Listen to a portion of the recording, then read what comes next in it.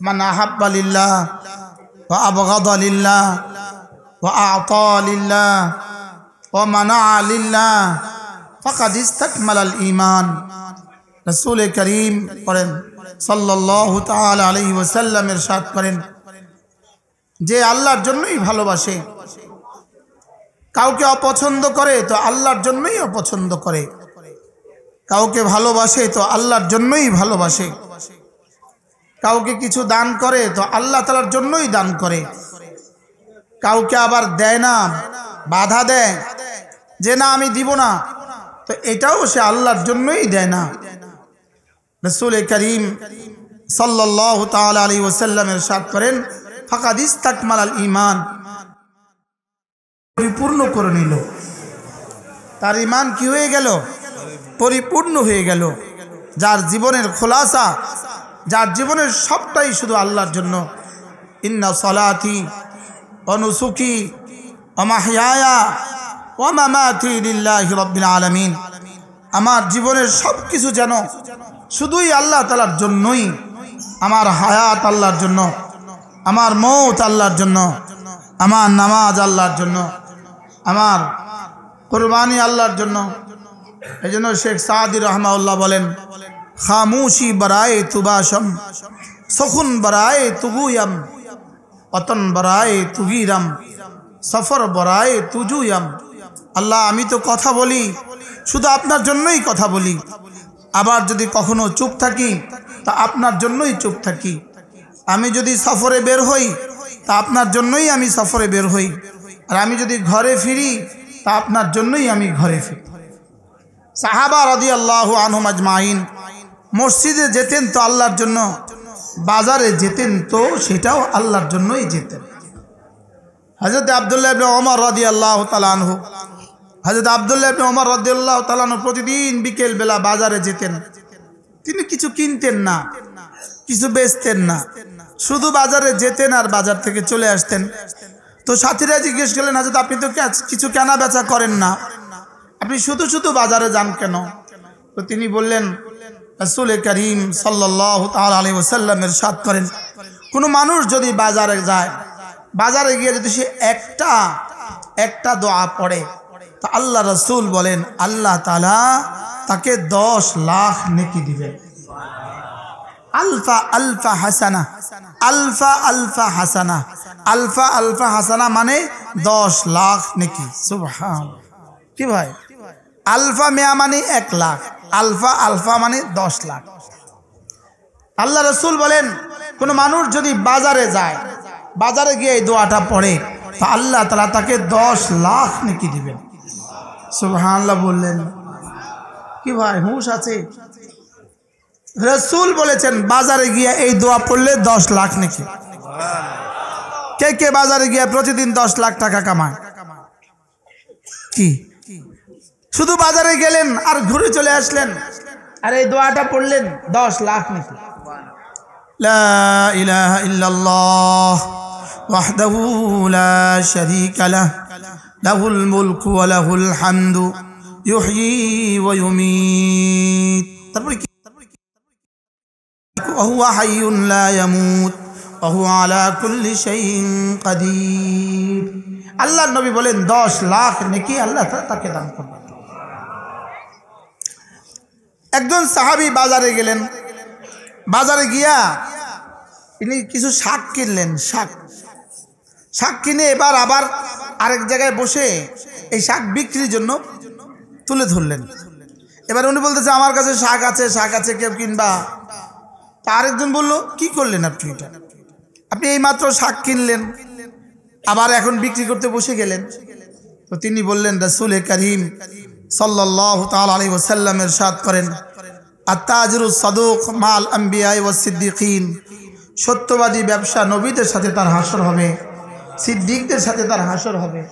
রাসূলের এই কথার উপরে আমল করার জন্য আমি এই শাক কিনলাম আবার বেচলাম।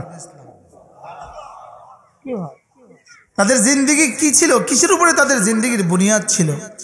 জিন্দেগির বুনিয়াদ ছিল এই কথার উপরে, আমাদের জিন্দেগির হার শাখা, হার সেকেন্ড যেন আল্লাহর জন্য হয়ে যায়।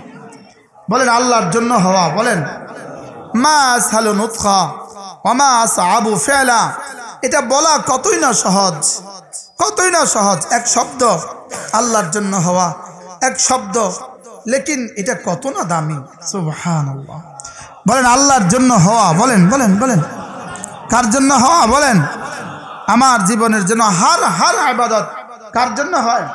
আল্লাহর জন্য। আমি যে বলি এই ইউটিউবারগুলো এরাও যদি নিয়ত এভাবে করে যে আমি এই বয়ানটা তুলছি এই জন্য আমার এই বয়ান অস্ট্রেলিয়ার কোনো মানুষ শুনবে আর শুনে সেও হেদায়েত পাবে, তো এদের এই ইউটিউবের এই মেহনতটা এটাও হবে আল্লাহর জন্য। কি হয়? এটাও কিসের জন্য হবে বলেন? এটাও হবে আল্লাহর জন্য। আল উমুরু বিমাকাসিদিহা, আল উমুরু বিমাকাসিদিহা। হ্যাঁ, আমার প্রিয় উস্তাদ দারুল দেওবন্দের হযরত মাওলানা মুফতি ইউসুফ তাওলভী দামাত বারাকাতুহুম, আমরা যার কাছে আল আশবা ওয়ান নাজায়ের পড়েছি, আল আশবা ওয়ান নাজায়ের মধ্যে আল উমুরু বিমাকাসিদিহা একটা কায়দা আছে। আল উমুরু বিমাকাসিদিহা, সমস্ত বিষয়গুলো উদ্দেশ্যের সাথে সম্পৃক্ত, মাকসাদের সাথে সম্পৃক্ত। এর মধ্যে তিনি বলেন, তিনি এক আজীব উদাহরণ দিয়েছেন। তিনি বলেন যে একজন মসজিদ থেকে বের হয়ে মসজিদে এসে ইস্তেঞ্জায় গেলেন, গিয়ে দেখলেন যে ওখানে ঢিলার কোনো ব্যবস্থা নাই। তো তিনি কি করলেন? এক টুকরা মাটি নিয়ে এসে মসজিদের সামনে রেখে দিলেন। এক টুকরা মাটি নিয়ে এসে কি করলেন? মসজিদের সামনে রেখে দিলেন। শুধু এই নিয়ত করে রেখে দিলেন, কোনো একজন মানুষ এসে এটা দিয়ে ইস্তেঞ্জা করবে, এটা ঢিলা ব্যবহার করবে, এটা দিয়ে ইস্তেঞ্জা করবে, শুধু এই নিয়ত করে উনি এটা রেখে দিলেন। তিনি বলেন যে এই কাজটা এটা কিন্তু ইবাদতের মধ্যে পড়ে না, এটা ইবাদতের মধ্যে এটার নাম নাই। কোনো ইবাদতের মধ্যে কি নাই বলেন? ইবাদতের মধ্যে আল ঈমান ও বিজুম ওয়া সাবউনা শুবা, ঈমানের ৭৭টা শাখা আছে। এই শাখার মধ্যে কোনোখানে এই শব্দটা নাই যে সে মাটি মসজিদের কি করবে, মসজিদের সামনে মাটি রেখে দিবে। এই শব্দটা কিন্তু ইবাদতের শাখার মধ্যে নাই, লেকিন তিনি এটা রেখে দিলেন এই নিয়তে যে আল্লাহ কোনো মুসলমান এটা দিয়ে ইস্তেঞ্জা করবে। তিনি আমাদের হযরত বলেন যে হইতে পারে এই কাজটা মসজিদ বানানোর চেয়েও আল্লাহ তাআলার কাছে দামি হয়ে যাবে। কি হয়? কাজটা কেমন? খুব বড় না হালকা? লেকিন আল উমুরু বিমাকাসিদিহা, নিয়তের দ্বারা যে সমস্ত ইবাদতের তালিকায় নাই, নিয়তের দ্বারা আমরে মুবাহ যেগুলো ইবাদতের তালিকায় পরিণত হয়, ইবাদতে পরিণত হয়, এগুলোকে বলে কুরবত। এগুলোকে বলে কি? কুরবত। কিছু আছে তাআত, কিছু আছে কুরবত। বলেন কি বলছি? কিছু আছে তাআত, কিছু আছে কি বলেন? কুরবত। যেমন ধরেন এক মুরব্বী এখান দিয়ে যাচ্ছে, তো আমি এখন ওনার সামনে দিয়ে হাঁটলাম না, আমি ওনার পেছনে পেছনে হাঁটলাম, এটা কিন্তু ইবাদতের মধ্যে নাই, লেকিন এটা হয়ে গেছে কুরবত। আরে সুবহানাল্লাহ বলে, এটা হয়ে গেছে কি বলেন? তাহলে ইবাদত কুরবত, বলেন ইবাদত আর কুরবত। তাহলে প্রতিটা আমরে মুবাহ ইবাদতে পরিণত হয়, প্রতিটা আমরে মুবাহ কুরবতে পরিণত হয়। কিসের দ্বারা? কথা বলেন, কিসের দ্বারা বলেন? নিয়তের দ্বারা কি হয়? কুরবতে পরিণত হয়। নিয়তের দ্বারা আমরে মুবাহ কুরবতে পরিণত হয়, আর কুরবতের দ্বারা বান্দা আল্লাহর নিকটবর্তী হয়ে যায়। কুরবতের দ্বারা বান্দা কি হয় বলেন? আল্লাহ তাআলার নিকটবর্তী হয়ে যায়। আল্লাহ তাআলা মেহেরবানি করে আমাদের দিলগুলোকে ঠিক করে দেন। সকলে বলেন আমিন। মেরে ভাইও, মূল বিষয় হলো দিল ঠিক হওয়া। মূল বিষয় কি বলেন? মূল বিষয় হলো দিল ঠিক হওয়া। এই জন্যই রব্বে করিম দিল ঠিক করার বিষয়টাকে রব্বে করিম 11টা কসম খেয়ে বলেছেন। কয়টা কসম খেয়ে বলেন? قد أفلح من زكاها قد أفلح من زكاها। এই কথাটা বলেছেন আল্লাহ তাআলা বলেন, শুনো শুনো, সফলকে জানো, কামিয়াবকে জানো। ওই ব্যক্তি কামিয়াব হয়েই গেছে, ওই ব্যক্তি কামিয়াব হয়েই গেছে যে না দিলটাকে সাফ করেছে। বলেন ওই ব্যক্তি কামিয়াব হয়েই গেছে। বলেন হয়ে গেছে না হয়েই গেছে, রস্যই লাগাইতে হবে, আর না কাদ আফলাহর তর্জমা হবে না। কাদ আফলাহা মান যাক্কাহা। হাকিমুল উম্মত মুজাদ্দিদুল মিল্লাত আশরাফে নাওয়াল্লাহ মারকাদা তিনি বলেন কাদ আফলাহা মান যাক্কাহা। এই এক আয়াতে কারিমা, 3 শব্দের এক আয়াত। কাদ আফলাহা এক শব্দ, মান এক শব্দ, যাক্কাহা এক শব্দ। তিনি বলেন 3 শব্দের এক আয়াত। যদি এই আয়াত, শুধু এই আয়াত কোরআন কারীম হইতো তো কোরআন কারীমের জন্য যথেষ্ট হতো। পড়েন পড়েন, কাদ আফলাহা মান যাক্কাহা, পড়েন কাদ আফলাহা মান যাক্কাহা। জওয়ানরা যারা আছো, জওয়ানরা যারা আছো তোমরাও বলো, বললেই লাভ, একটু এটা লাড়লেই লাভ, এটা নাড়লেই লাভ। বলো তো, কাদ আফলাহা মান যাক্কাহা। কামিয়াব হয়েই গেছে, কামিয়াব হয়েই গেছে। দিলটাকে সাফ করেছে যে, নফসটাকে সাফ করেছে যে, সে কি হয়ে গেছে? কামিয়াবির আপনি মালিককে, সফলতার মালিককে।